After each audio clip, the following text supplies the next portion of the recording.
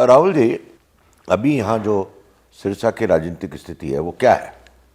सिरसा पूरी तरह से कोई यहाँ वाली वारस नहीं है। सिरसा का किसी भी इंसान को कोई ज़रूरत पड़ जाए तो कोई आदमी सुनने वाला नहीं है। ये मैं नहीं कह रहा, आप सिरसा के किसी भी आदमी से पूछ लीजिए कि किसी को काम पड़ जाए, छोटा मोटा काम ही, तो उनके पास जगह नहीं है कि किसी से जाके वो काम हो सके। मैं किसी पे इल्ज़ाम नहीं लगाता, परंतु जब तक पॉलिटिशियन करप्शन से ऊपर नहीं उठते, आप समझते हैं, ऑफिसर डरते नहीं तब तक काम नहीं करते। जो पॉलिटिशियन करप्शन में खुद ही डूबा होगा, ऑफिसर उनकी क्या सुनेंगे? तो इसीलिए किसी का काम नहीं हो पा रहा। मैं ये नहीं कहता भी सरकार पैसा नहीं देती, ऊपर से पैसा खूब आ रहा है, पर वो कहाँ जाता है ये समझ नहीं आ रही। वही शहर है, वही आपके सामने है, वही शहर का हाल है, परंतु पैसे का पता नहीं वो पैसा कहाँ लगा है। क्या सिरसा जो पूरी पार्लियामेंट्री कॉन्स्टिट्यूंसी है और विधानसभा कॉन्स्टिट्यूंसी है, इसकी क्या सबसे बड़ी समस्या है? सबसे बड़ी समस्या है कि इस वक्त आप सर्वे कीजिए, सिरसा का कोई भी गांव ऐसा नहीं है जिसमें 5-7 लोगों को कैंसर ना हो।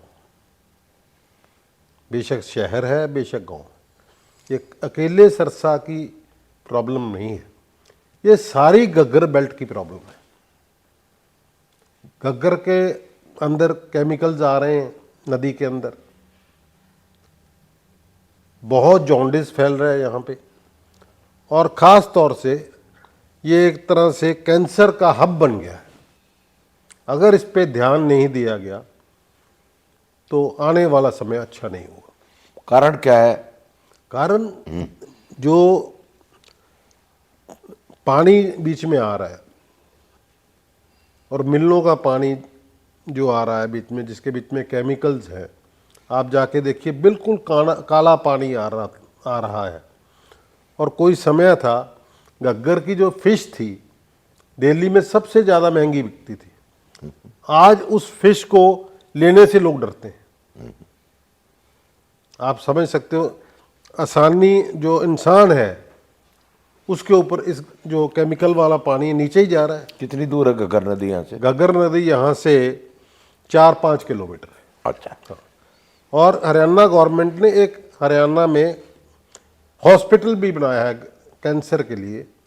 वो तो झज्जर में बना है। नहीं, वो चंडीगढ़ के पास बना है। और सीएम साहब ने अपनी भाषण में भी कहा था कि ये जो अपना घग्गर बेल्ट है इसमें कैंसर फैल रहा है, उसकी जगह पानी रोकना चाहिए घग्गर में जो केमिकल वाला पड़ रहा है। ये कोई इलाज नहीं है कि पहले आदमी को बीमार करो उसके बाद उसका उपचार करो। जिससे कैंसर हो रहा है उस चीज को रोकना चाहिए नहीं। और ये सबकी डिमांड है। अच्छा। हाँ। और यहाँ कैंसर हॉस्पिटल खुल गए बहुत ज्यादा। यहाँ कोई कौन सा कैंसर हॉस्पिटल नहीं। अच्छा। हाँ, सब कैंसर के डॉक्टर हैं ना, कोई डॉक्टर नहीं है। कैंसर के पेशेंट या दिल्ली जाते हैं या यहाँ अपने जयपुर जाते हैं। अच्छा, वो बीकानेर वाली ट्रेन में? हाँ। अच्छा, वहाँ इलाज होता है? हाँ, वहाँ। अच्छा, बाकी नहीं। लेकिन जो यहाँ सीएमओ है, चीफ मेडिकल ऑफिसर, वो कुछ नहीं करते हैं यहाँ। मैं वही तो बता रहा हूँ, सीएमओ क्या करेगा जब पानी केमिकल वाला पानी उसमें डाला जा रहा है घग्गर में। पानी की जो सप्लाई है घरों में घग्गर से आती है? घग्गर से नहीं आती। हाँ। पर वो पानी नीचे तो वही जा रहा है। अच्छा। ट्यूबवेलों से तो वही वापस आएगा पानी। हाँ। जो नीचे जाएगा। अच्छा, यहाँ अभी वो टेप वाटर जो है वो ट्यूबवेल वाला है? हाँ, ट्यूबवेल वाला है। अच्छा। नहीं, दूसरा भी है। हाँ।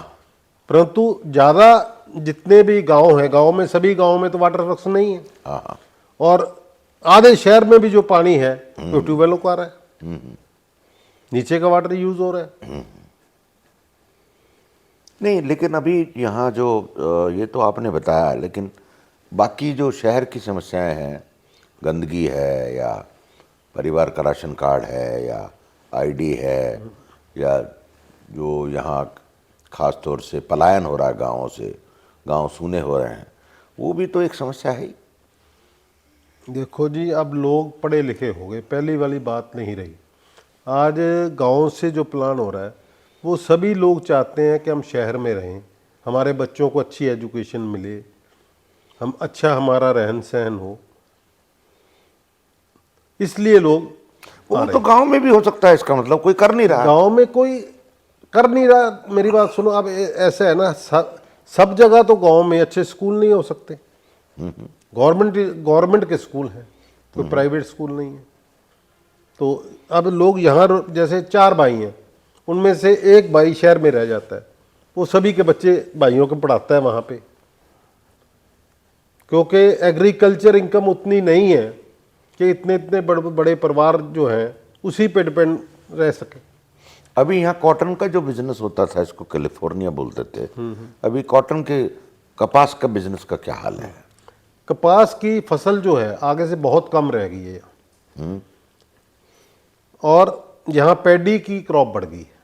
उसकी वजह से जो किसान अपने धान मतलब बढ़ गया। हाँ, धान बढ़ गया है। हाँ। इसकी वजह से कपास की मिलें जो है यहाँ से धीरे धीरे बंद होती जा रही। अच्छा। हाँ, क्योंकि उतनी कपास उनको चलने के लिए चाहिए, उतनी कपास यहाँ नहीं है। कितने मिल अभी हैं आसपास में यहाँ पे सिरसा में 10 के करीब मिल हैं। अच्छा। हाँ। और पहले कितनी थी? पहले 5-7 मिल बंद हो गई। अच्छा, बंद हो गए। हाँ। और इसके साथ जो है ना, लोग यहाँ से राजस्थान शिफ्ट कर रहे हैं। क्यों? क्योंकि वहाँ पे टैक्स फैसिलिटीज ज़्यादा है। अच्छा। हाँ, वहाँ टैक्स कम पड़ता है, कुछ छूट है कि इतने साल तक आप इंडस्ट्री लगाते हो तो उस पर टैक्स जो है नहीं लगेगा। तो इसलिए यहाँ से वहाँ शिफ्ट कर रहे हैं लोग। अच्छा। और वहाँ पे क्रॉप भी धीरे धीरे बढ़ रही है, वहाँ पैडी की क्रॉप नहीं, कॉटन ही बढ़ रही है। अच्छा, तो इसका मतलब राजस्थान, यहाँ इस इलाके से जो कपास का उद्योगपति है वो जा रहा है यहाँ से, और काफ़ी लोग चले भी गए। लेकिन अभी जो यहाँ राजनीतिक दृश्य है, यहाँ भाजपा, लोकदल और कांग्रेस, आईएनएलडी में भी कई गुट हैं, जजपा है, अभय है, तो यहाँ क्या राजनीतिक दृश्य, किसका प्रभाव है? सिरसा में ओम प्रकाश चौटाला जी का प्रभाव है। अभी आपने देखा है कि जिला परिषद में इनेलो ने जो है वो मैक्सिमम सीट ली है और चेयरमैन भी उनका बड़ा है। इसलिए चौटाला साहब का प्रभाव है, क्योंकि चौटाला साहब ने अपने राज के अंदर यहाँ बहुत कुछ किया है शहर के लिए। शहर के लोगों को, गांव के लोगों को बहुत नौकरियां मिली हैं उस दौरान, और यहाँ पे यूनिवर्सिटी बनाई है। चौटाला साहब की काफ़ी देन है जिला को, तो इसलिए लोग उनके साथ हैं। लेकिन भारतीय जनता पार्टी का क्या होगा? भारतीय जनता पार्टी का अभी पिछले चुनाव में तो कोई सीट इनको यहाँ से नहीं मिल पाई थी। अब आगे देखना होगा क्या रहता है। और सुनीता दुग्गल का क्या रहेगा? उनके मुकाबले कौन आएगा? कांग्रेस का और बीजेपी का मुकाबला है संसद में, या आईएनएलडी और कांग्रेस का या बीजेपी का मुकाबला? अभी जब तक कैंडिडेट डिक्लेयर नहीं होते, हाँ, तब तक कुछ कहना मुश्किल है। फिर भी आपका क्या आकलन है? मुकाबला तिकोना रहेगा। अच्छा, तिकोना मुकाबला रहेगा, आईएनडी और कांग्रेस और बीजेपी। अच्छा, संसद में रहता है, 2 बार जीते ना ये अभी तक आईएनडी वाले, 2 चुनाव जीते, और 6-7 चुनाव कांग्रेस ने जीते, बीजेपी ने पहली बार जीता। बीजेपी ने पहली बार। हाँ, तो बीजेपी की एंट्री हो गई मतलब यहाँ। लेकिन बीजेपी का कोई वजूद है? बीजेपी की एंट्री नहीं हुई। हाँ, ये मोदी के नाम को वोट मिला है। अच्छा, नरेंद्र मोदी जी के नाम को वोट मिला है।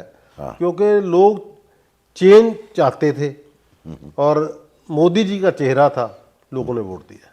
पर राहुल गांधी का कुछ होगा, आपका नाम भी राहुल है, तो पर आपके राहुल गांधी की जो ये यात्रा हुई इसका कुछ इम्पैक्ट नज़र आ रहा है? हमारी साइड में तो कोई इम्पैक्ट अभी तक नजर नहीं आया। अच्छा, पर वैसे आपको, आप तो व्यापारी हो। इधर यात्रा आई भी नहीं थी। नहीं नहीं, आप तो व्यापारी हो, व्यापारियों से बात होती रहती है।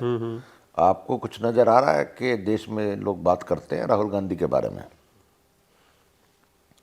जितनी पहले बात करते थे उससे तो कुछ ज़्यादा है, प्रभाव कुछ ना कुछ है। परंतु अभी ये नहीं लगता कि मोदी जी को कोई टक्कर दे पाए। मैं सच्ची बात करता हूँ, पार्टी पक्ष की बात नहीं करता, क्योंकि मैंने आजकल राजनीति छोड़ जैसी रखी है। तो इसलिए मोदी जी को लोग चाहते हैं। जो परिस्थिति कैसे चाहते हैं, मेरे को ये सवाल समझ में नहीं आ रहा। मोदी जी ऐसा ने क्या किया इस देश में जो लोग मोदी जी को चाह रहे हैं? मुझे नहीं समझ में आ रहा। देश में धार्मिक उन्माद है, लोगों में गुस्सा है, लोगों की समस्याएं नहीं सुलझ रही हैं, उसके बावजूद भी आप कह रहे हो कि मोदी जी से आशा है लोगों को। ये नहीं समझ में आ रहा मुझे। ऐसा है, विदेशों में जो है देश का जो है सिस्टम अब पहले से बेहतर है। वहाँ के लोग जो कहते हैं कि अब हमारी इज्जत बढ़ी है पहले से, ये सबसे बड़ा कारण। अरे सेठिया जी, आधारभूत समस्याएं तो नहीं सुलझी? समस्याएं तो जी सुलझती सुलझेंगी। हाँ, हिंदुस्तान की समस्याएं कोई भी प्रधानमंत्री हो इतनी जल्दी नहीं सुलझ सकती, क्योंकि करप्शन जो है, जब तक करप्शन खत्म नहीं होती, आप 1 रुपया भेजते हो, स्टेट 1 रुपया भेजती है और विधानसभा में उसका 10 पैसे लगता है। 90 पैसा जो है वो आपको पता है किस तरह से बर्बाद होता है। पैसा, जब तक पैसा लगे और उसकी साथ की साथ इंक्वायरी नहीं होगी ना, तब तक डर नहीं बैठेगा लोगों को। एक बार बताओ, अभी 2024 में विधानसभा के चुनाव होने हैं हरियाणा में, तो यहाँ मुकाबला किसका रहेगा?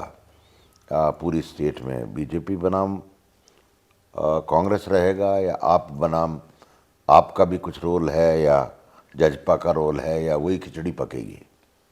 मेरे को लगता है खिचड़ी पकेगी। अच्छा, बहुमत किसी को नहीं आएगा। आज की परिस्थिति तो ये लग रही है, कल को क्या होगा। पर सिरसा का सट्टा बाजार तो ये कह रहा है अभी कि सिरसा के सट्टा बाजार में कांग्रेस 52-54 पे है और बीजेपी का कोई भाव नहीं है। आज मतलब आज हम बैठे हैं यहाँ, तारीख हो गई 7 जून, तो 7 जून को जो सट्टा बाजार है वो सिरसा का कहता है कि 54 सीट कांग्रेस की हैं और भाजपा का भाव हम खोल ले रहे हैं। तो आपको इसमें कुछ नज़र आता है? देखो जी, सट्टा पैसे वालों की गेम है। हाँ, मैं सट्टे पे यकीन नहीं करता। मेरा बेटा सिरसा विधानसभा से चुनाव लड़ा था, उसको कह रहे थे कि 20,000 से नीचे वोट मिलेंगे, और वो मात्र 500 वोट से चुनाव हारा है।